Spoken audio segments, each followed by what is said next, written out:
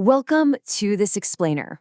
Today, we're diving headfirst into a sudden, absolutely dramatic shift in Middle Eastern geopolitics. This caught the whole world completely off guard. We're going to unpack all the layered complexities of this canceled military strike and really separate the official, stated narratives from those urgent behind-the-scenes realities. So picture the tension. We were all heavily anticipating a massive joint U.S.-Israel military strike targeting Iranian energy facilities this past weekend, right? But then, breaking news hits. At literally the 11th hour, around 10 p.m. Eastern on Saturday night, the whole shebang is called off. So what exactly happened behind closed doors to pull the plug on a military action of this magnitude? Section 1, the canceled weekend strike. Okay, let's dive into this. How did we even find out? Well, on his Truth Social platform, U.S. President Donald Trump abruptly announced a pause to this heavily anticipated military action. He literally stated, and I quote, "I have been asked to hold off on any attacks as an agreement on a framework has been reached." That one single post, it completely changed the trajectory of the weekend. It essentially pivoted the entire globe away from what looked like an imminent regional war. Section 2, the stated agreement. Now, let's look at the tip of the iceberg here. These are the official, surface-level reasons the U.S. administration gave for halting the attack. According to the announcement, this wasn't just a simple delay, It was conditional. Trump clearly outlined two massive conditions required for this quick deal.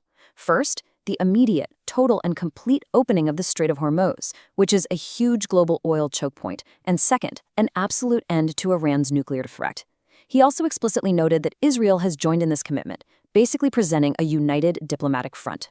And the diplomatic language used here is just fascinating. Trump framed this cancellation not as a moment of hesitation, but as a generous, proactive step toward global peace. His exact words were, "For the future of the world, for the survival of Iran, I agreed to cancel the attack on the condition that an agreement can be reached quickly." This positions the U.S. as prioritizing a swift, diplomatic resolution over armed conflict. Section 3, the Saudi intervention. Now, what's really interesting here is when we move right under the surface to explore the hidden geopolitical pressures.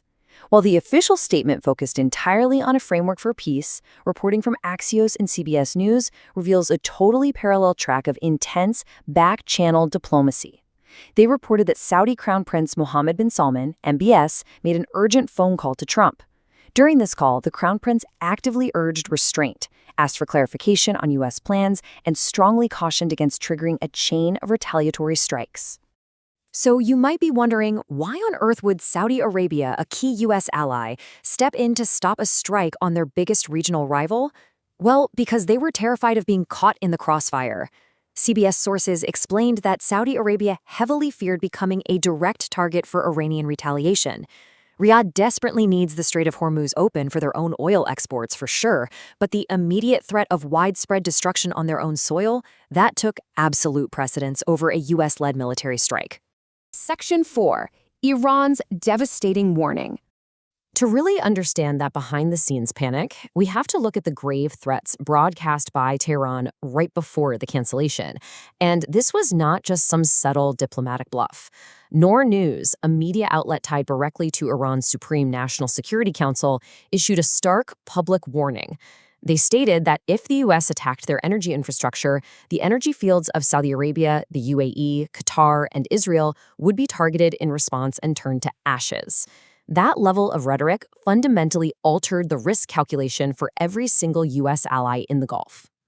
Section 5, the strategic realities. And this brilliantly illustrates that diplomacy doesn't happen in a vacuum. Based on analysis from the New York Times, we can see the severe logistical and strategic hurdles the U.S. military was actually facing here. First up, ammo depletion. There were deep concerns about a shortage of Patriot air defense missiles, which are absolutely crucial to protect U.S. bases and allies. Second is the war risk, the very real potential for a targeted strike to snowball into a full-scale Middle East escalation. Third, ally vulnerability. As we just talked about, Gulf states were completely exposed to direct Iranian retaliation. And finally, the financial cost. We are talking about the massive, massive expense of being dragged into another prolonged regional war. These are the quiet facts that often override loud political statements.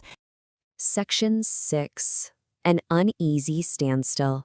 So the crucial point here is understanding where we actually stand today, because this situation is far from resolved. In the exact same message where he announced the cancellation, Trump threw in a massive caveat. He warned that the U.S. remains loaded and ready to fly with a level of military threat, power, and combat readiness not seen since WWI. That makes it crystal clear that the military option hasn't been taken off the table at all. It's literally just on pause. The finger is still very much hovering over the button. Looking at the overall strategic board, CNN military analyst Cedric Leighton offered a really compelling perspective. He suggests that despite the intense economic and military pressure Iran is facing right now, they might simply be using this so-called diplomatic framework as a stalling tactic.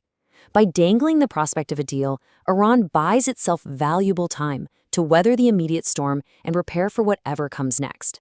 So here we are. We currently have heavily armed forces locked and loaded, allies fearful of catastrophic retaliation, and a vague promise of a diplomatic framework holding the whole thing back. What you should take away from this explainer is one big question. In this high-stakes geopolitical chess match, who is really buying time? Is the U.S. successfully avoiding an unwinnable regional war? Or is Iran just successfully delaying an inevitable strike? It's an incredibly fragile standoff, and the next move could change absolutely everything. Thank you so much for joining me for this explainer.